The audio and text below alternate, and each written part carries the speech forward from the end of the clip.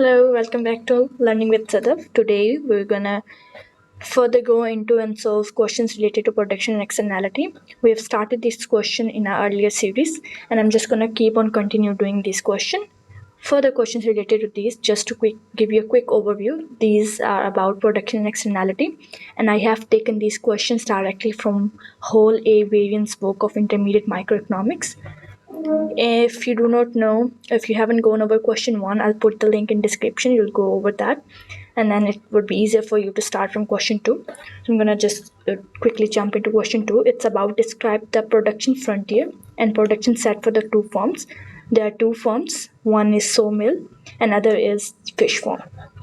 So we're going to look at these, how to create a production frontier. Production frontier is going to be a graph that shows how two firms, y1 and y2, will produce depending on the resources that are available to them. Yeah, so in this case, we're going to plot these on axis. So I'm going to quickly write production function for y1. It looks like this, x1 with the power of 1 over 2. I can also write it down as square root of x1. y2 here will be 2x1 with the power of 1 over 2. I can also write it down as 2x1. Total resources are available to us. Now I'm going to use these to draw our production frontier.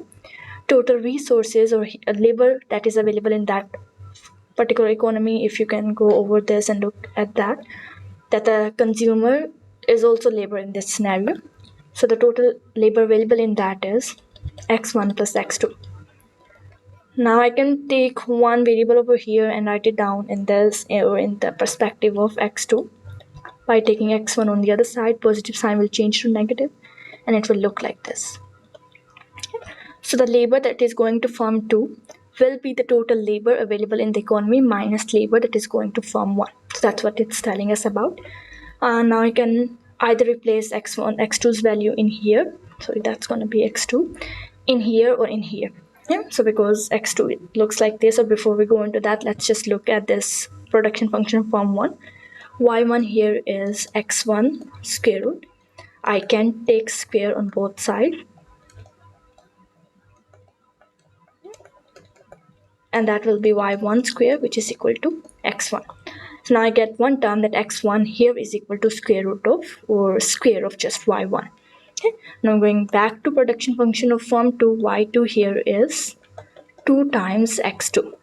Now we do know what x2 is. We're going to plug back the value of x2 in here, which is x minus x1. And we do know what x1 is. It's y1 square. The whole purpose of doing this was to, one second, y1 and it's square.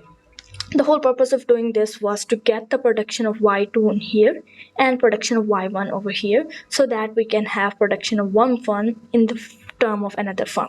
It will be easier for us when we move to third question for that case. Okay? So that was the first part. We've looked at production function, we manipulated it and converted y1 and y2 so that they can look like this. Okay? Now going back to its second part, which was plot these on axis.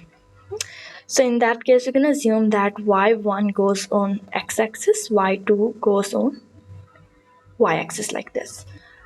Production frontier always looks like this. We already know what the total production here will be. So the intercept for y2 here will be, intercept here just means that when y1 produce 0, how much y2 will produce, it will be 2 times x2.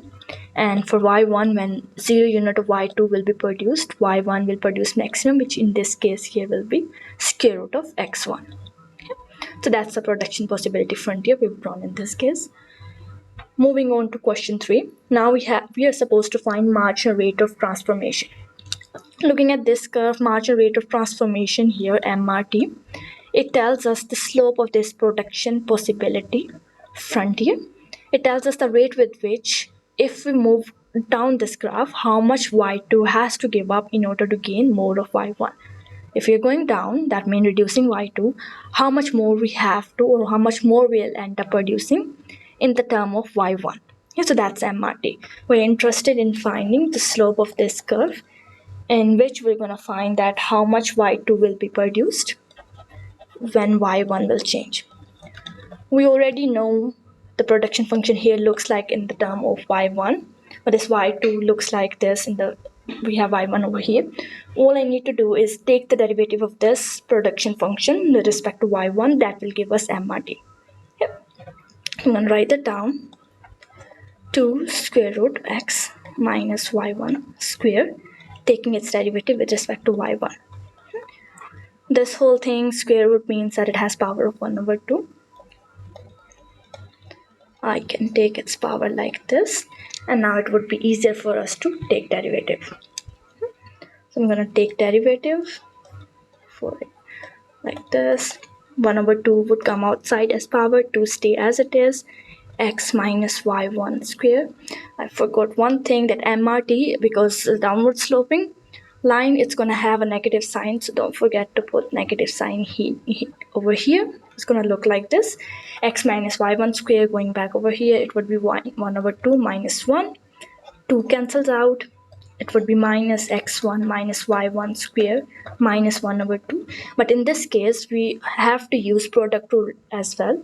Chain rule first. We have to go inside this equation x1 or x, take its derivative with respect to y1, and do the exact same thing with the second term using difference rule over here, like this. So it's going to look like this. We have x1 minus y1 square minus 1 over 2. And I'm going to write it down like this. dxy or dx or dy or x1. When I take its derivative, it's going to be 0 because it's a constant term. Minus, for this, it's going to be 2y1. Okay, I'm going to do like this. 2 minus 1 is going to look like this. Bring that inside, we can multiply these two equations. 0 would just disappear. We only have minus 2y, minus and minus cancels out. We have this positive 2y1 with the power of 2 minus 1, and then I'm gonna bring this whole thing in denominator, so that negative minus 1 over 2 would change to positive 1 over 2. So now I can just quickly rearrange it like this. x1 minus y1 square, the power of this. So this is the marginal rate of transformation. It tells us that's the rate with which you have to give up one more unit of y2 if we want to move along this line. Okay, that's what it tells us, or basically tells us the slope of this line is 2 times y1 divided by square root of x1 minus y1 square. This brings us to the end of this video. In the next video, I'll look into further questions of this. If you have any question, you can write that down on comment box and I'll try to get back to you. I hope you had fun. Thank you very much.